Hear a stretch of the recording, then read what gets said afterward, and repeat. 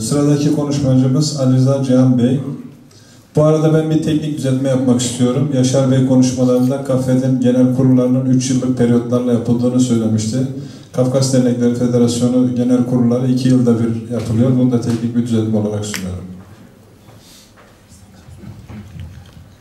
Saygıdeğer hemşehrilerim, hepinizi saygıyla, sevgiyle selamlıyorum. Burası bir serbest bir kürsü olduğu için en azından birbirimizin yarınki genel kurula giderken sağlıklı bir şekilde gitmemiz için buradaki görüşmelerimiz oraya bir zemin oluşturacaktır. Dolayısıyla burada hepimiz sıkıntılarımızı, düşüncelerimizi paylaşmak hepimizin hakkıdır ve doğrusu da budur.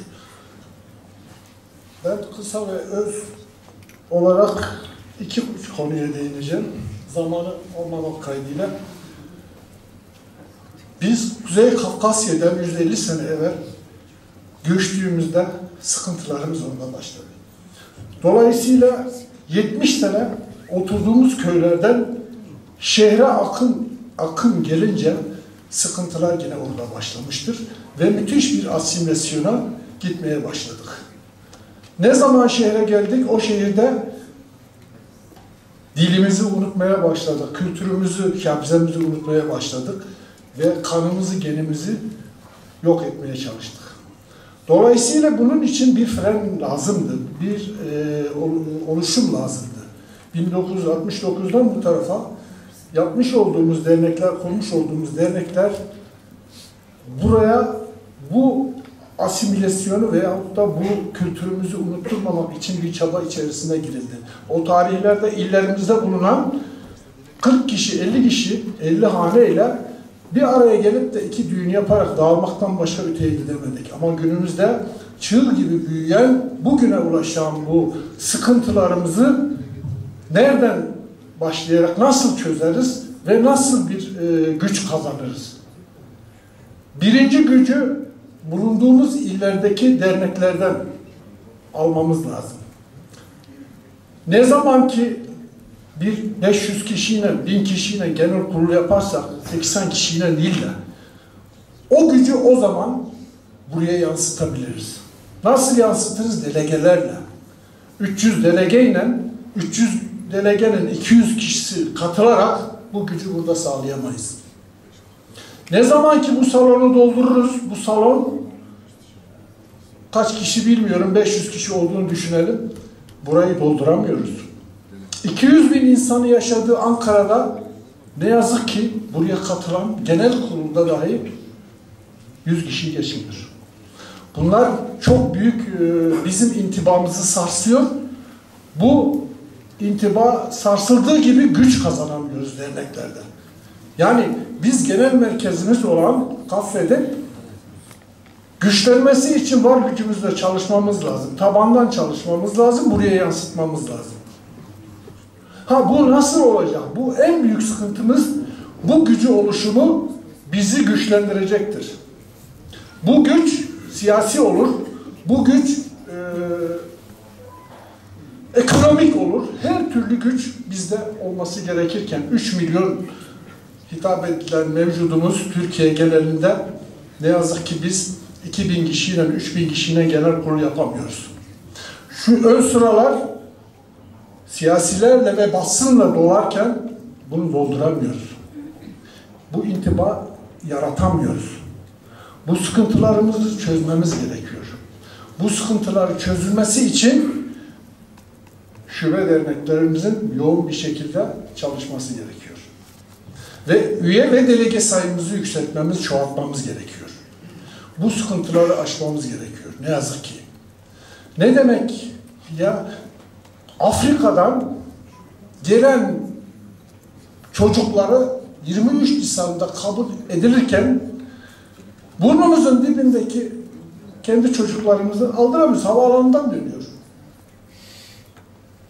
Sıkıntı. Ne demek benim genel başkanımı polis alıkoyuyor?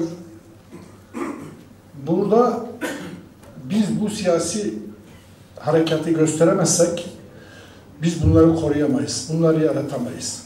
Maalesef ülkeler iki dudakların arasında olan bir siyasi ortam var.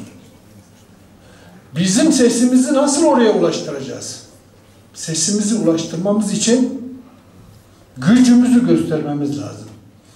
Bu gücü seçim arefesinde 500 kişiyle illerde toplantılar yaparak 3000-4000 kişiyle burada delegelerle ve buraya katılan Ankaralılarla beraber gücümüzü göstererek kendileri bizden rica edeceklerdir. Biz seçim şeyine göre, yani nüfus orantımıza göre 25-30 sene parlamento göndermediğimiz müddetçe bizim sesimiz orada duyulmaz. Bizim duyulmadığı gibi de bu sıkıntılarımız bitmez. Geçen sene Abhazya seçiminde İstanbul'da olan birçoğunuz biliyorsunuz. Sandığa el koydular. O milletvekili arkadaşımızın alnından öperim. İsmini şey yapamıyorum, hatırlayamıyorum. O sandığı aldı koydu, ellerinden aldı.